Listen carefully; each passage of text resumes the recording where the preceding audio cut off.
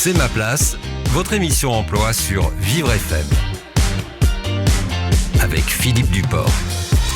C'est donc l'heure de C'est ma place, l'émission sur votre place dans le monde du travail sur Vivre FM.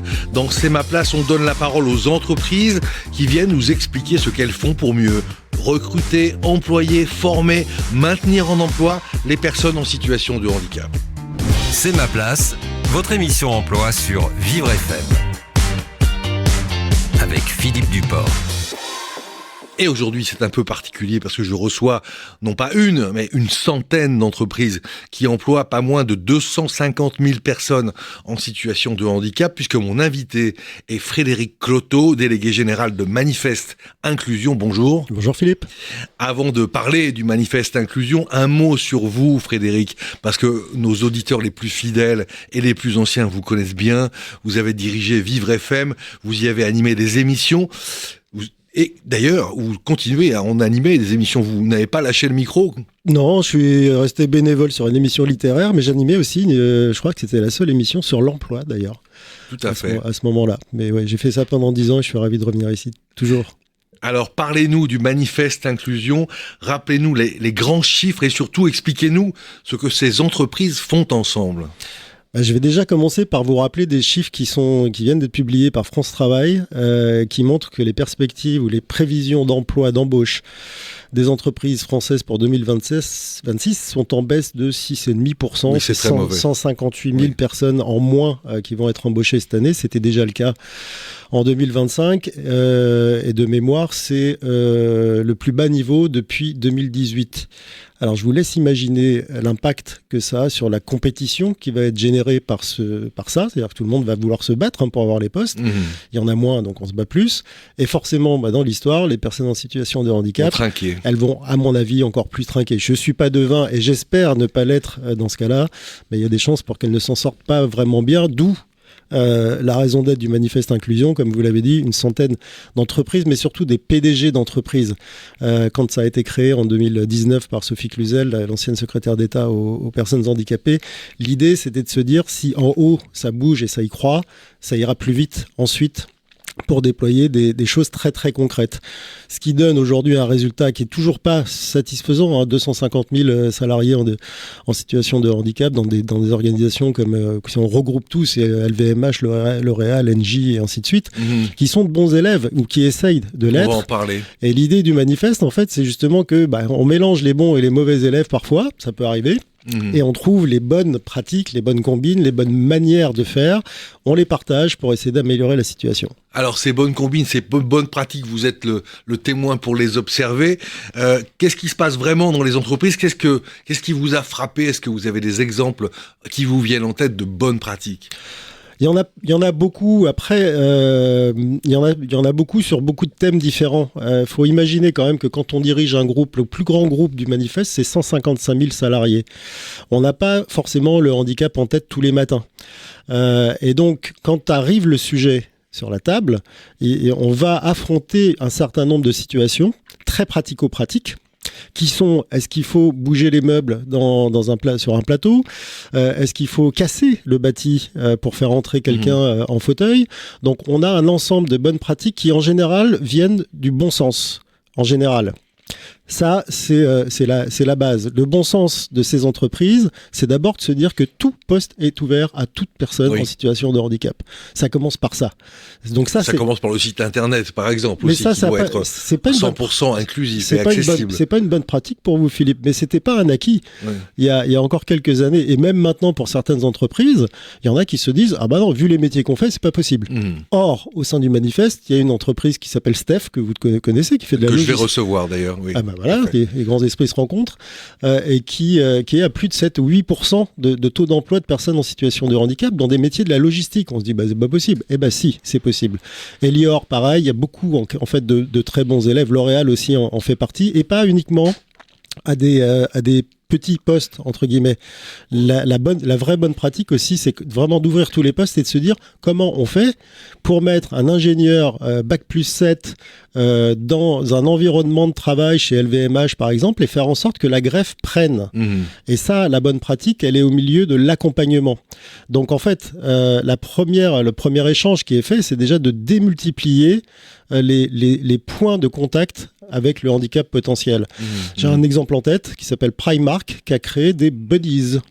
Voilà, ce sont des gens qui sont bénévoles, qui sont au sein des équipes et qui sont les référents pour les personnes en situation de handicap. Si elles n'osent pas poser une référents question. que les référents handicap qui existent déjà. C'est pas un rôle officiel, c'est pas un rôle de référent handicap, c'est un rôle de... Il y a les ambassadeurs aussi qui existent dans certaines entreprises. Oui, des personnes de confiance en tout cas, ça c'est important. En tout cas, les points de contact, comme vous dites. Alors, on peut imaginer que dans les grandes entreprises, il y a de l'avance avec plus de moyens, plus de missions handicap dédiées, plus de référents handicap. Est-ce que vous diriez que c'est vrai que les grandes sont meilleures que les autres, meilleures que les TPE et PME? Oui, plus d'argent, plus de technique, plus de personnes et plus de personnes pour s'en occuper. Maintenant, il y a aussi plus de monde à gérer. Donc, c'est toujours un équilibre qui est compliqué. Mais oui, elles sont en avance. D'abord parce qu'elles y sont obligées. Il y a quand même des lois qui existent en France. La dernière en date, c'est la directive sur l'accessibilité numérique qui est passée en juin dernier, qui a obligé tous ces grands groupes à se mettre très rapidement et le plus possible en conformité avec cette notion d'accessibilité à tous, de l'intégralité de leurs services digitaux. C'est pas uniquement les sites internet, Philippe. Ça, c'est aussi les endroits où on va tirer de l'argent. C'est aussi tous les écrans qu'on peut maintenant utiliser pour chercher un plan, enfin un magasin dans un centre commercial ou autre. Donc ça demande quand même un boulot énorme. Et oui, elles sont en amont de phase parce qu'elles y sont obligées, parce qu'elles en ont envie.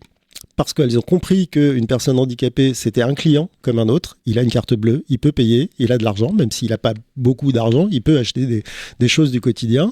Donc vous avez déjà tous les exemples de grandes distributions qui se sont mis très très vite à rendre leurs caisses accessibles, leurs affichages, les fléchages pour savoir si le lait est à tel endroit ou pas. L'accessibilité pure et dure, physique. Vous avez des endroits où quand vous êtes en fauteuil, pour aller prendre un produit en haut du truc, déjà quand vous êtes valide, vous avez du mal, mais alors là c'est encore pire. Donc ils ont mis en place là, vraiment des systèmes très très vite pour rendre leurs produits et leurs services accessibles à des clients, tout simplement. Ensuite, il y a beaucoup d'entreprises pour qui la notion humaine est importante. Elle est importante parce que les gens y croient. C'est pour ça que nous, au Manifeste Inclusion, on secoue quelque part la tête des PDG, parce que si eux y croient, encore une fois, derrière, ça suivra. Et ils croient que c'est pas forcément une force, mais c'est une force de ressembler à ses clients. Oui, c'est ça. Ça, c'est vrai. Donc, et puis après, ça vous amène à construire des produits ou à des services qui sont nativement accessibles et adaptés aux personnes en situation de handicap. Alors à l'inverse, est-ce qu'il n'y a pas des TPE, des PME où ça fonctionne mieux justement parce que c'est plus humain, plus direct? Qu'est-ce que vous pensez de cette idée? Alors déjà, le bassin d'emploi potentiel, il est là. Il n'est pas forcément uniquement et essentiellement dans les grandes entreprises. Vous avez 2 emplois sur 3 qui vont être créés cette année, ou 2 embauches sur 3 qui vont être faites et qui seront faites par des petites entreprises. Donc il faut pas les oublier du tout. Les petites entreprises, elles sont clientes des grandes. Donc ça aussi c'est important, ça veut dire que les grandes peuvent les aider à faire des choses, à mettre en place des choses. Et elles le font. Vous avez des grandes entreprises du Manifeste qui sont parfois vraiment en appui complet d'entreprises adaptées, des AT ou de dispositifs même associatifs. Comme nouveaux collègues montés, je crois que vous avez reçu Jean-Rémy Tous d'LVMH il n'y a pas longtemps. Tout à fait. C'est un dispositif qui est extraordinaire, qui a été créé par Siemens il y a 15 ans. Et voilà, là, il y a un appui, en fait, à une toute petite structure, qu'elle soit, encore une fois, associative ou commerciale. Les petites boîtes, elles sont plus agiles. C'est plus un travail de proximité, parce que quand vous êtes dans pardonnez-moi l'expression, mais une toute petite ville, un village dans une région, vous avez une petite entreprise, vous connaissez déjà quasiment tout le monde autour. Donc, si vous avez quelqu'un qui est en difficulté quelque part, ou qui déclare un handicap, vous êtes capable de le prendre en disant, voilà aussi, de bon sens, on va se débrouiller. On n'attend pas qu'on nous dise comment faire. Mais au Manifeste, justement, vous cherchez de donner le bon exemple, finalement. Vous donnez les bonnes pratiques. Il y a une notion de bien commun au Manifeste, parce que ce sont des entreprises qui adhèrent à cette organisation, avec des personnes ultra qualifiées, vraiment sur les sujets d'accessibilité numérique, d'internationalisation des politiques handicap, de recrutement des jeunes. C'est très compliqué aujourd'hui d'avoir des jeunes en situation de handicap dans des CFA ou dans des écoles et de les faire basculer facilement dans le monde du travail. Donc sur tous ces sujets-là, on a vraiment des experts. Ces experts, ils font pas que discuter entre eux et ils ne travaillent pas que pour eux. Ils coopèrent, ils créent des livrables, comme on dit, c'est-à-dire il y a des choses... Des livrables, on ne sait pas bien ce que c'est. Alors c'est des résultats concrets, ça veut dire ils vont créer des guides, ils vont créer des webinaires, organiser des webinaires, partager cette information. Ils vont pouvoir être lus, on va pouvoir en prendre connaissance, on va pouvoir s'en inspirer. Gratuitement. Donc il y a une notion de travail pour le bien commun qui est pas anodine, et c'est pour ça que le manifeste d'ailleurs est une association, hein. On n'est pas une organisation, un club de dirigeants ultra select, quoi que ce soit. Hein. Alors il y a des entreprises qui cochent les cases, qui atteignent le taux des 6% d'emploi des personnes en situation de handicap, mais sans vraiment les intégrer. Comment faites-vous la différence entre une entreprise qui fait de l'affichage et une qui s'engage vraiment ? Compliqué. C'est compliqué. C'est impossible à savoir. Mais bon, on peut pas faire d'affichage si on n'a pas de résultats concrets. À un moment, il y a une déclaration d'embauche de personnes en situation de handicap. Est-ce que c'est vraiment le chiffre magique, là, les 6%, on doit se dire, si une entreprise fait ces 6%, elle est handi accueillante, je peux y aller. C'est une bonne référence, oui. Oui. Et chez vous, elles les atteignent au manifeste inclusion, elles les atteignent ces 6%? Pas toutes. Encore une fois, il y a de bons élèves, de moins bons. Il y en a qui ont pris le sujet bien avant les autres. Il y en a qui le découvrent seulement. Il y en a pour qui c'est plus compliqué aussi. Il faut pas oublier que même si on écoute Philippe Croison, rien n'est impossible et tout est possible, à un moment, il y a certains métiers qu'on ne peut pas exercer si on n'a pas été suffisamment formé, ou si on n'en a pas, ou on n'a pas un accompagnement technique pour le faire. En l'occurrence, vous avez 2 fois moins de niveau d'études sur la population des personnes handicapées, donc déjà 2 fois moins de chances d'être formé à une majorité de métiers. Donc même si tous les métiers sont ouverts à tous, forcément, il y en a certains qui sont plus compliqués à atteindre, donc il y a des entreprises qui sont moins bien. Vous avez de très bons exemples avec dans un même groupe, je vais peut-être pas citer les marques des mauvais élèves, on va dire, mais dans un même groupe multimarque, vous pouvez avoir 2 entités, 2 entreprises séparées qui vont surperformer, c'est-à-dire même aller au-delà des 6, parce que le 6, c'est pas un plafond de verre. Et puis, dans le même groupe, avec les mêmes personnes, la même méthodologie de travail, vous avez des mauvais élèves qui sont à 0,2%, qui rament et qui essayent par contre d'aller plus vite maintenant. C'est-à-dire que quand on sait que ça marche d'un côté, on doit pouvoir aussi le faire de l'autre côté. C'est quoi leur motivation de vos entreprises adhérentes? Alors, j'ai bien entendu, ce sont les PDG qui sont à l'action, qui impriment la direction. Mais finalement, pourquoi font-ils ça? Pour des raisons personnelles? Pour des convictions?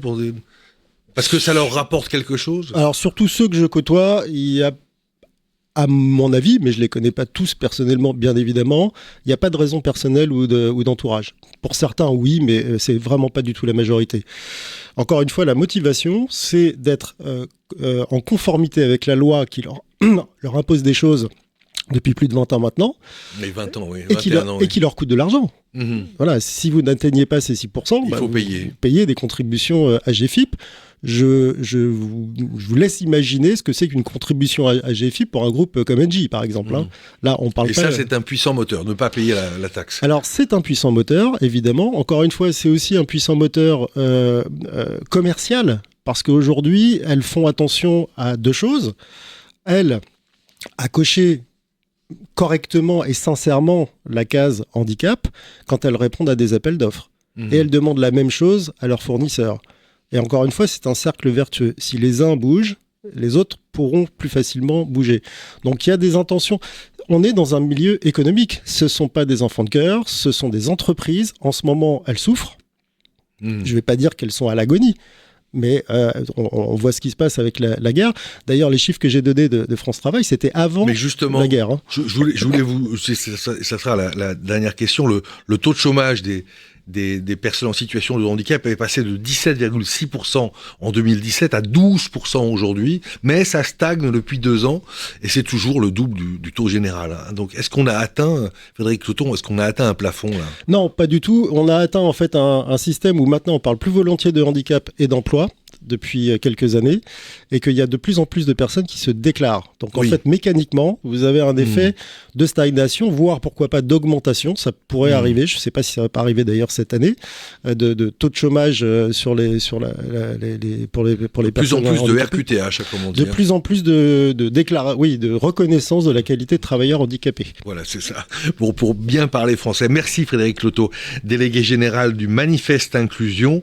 C'est ma place, c'est maintenant terminé. Vous le savez, c'est ma place. C'est en direct tous les mardis à 11h. Mais vous pouvez bien sûr écouter et réécouter l'émission et tous les épisodes précédents en allant sur l'onglet podcast du site et en scrollant jusqu'à la case C'est ma place. Vous pouvez aussi vous abonner au podcast à partir de toutes les bonnes plateformes de téléchargement.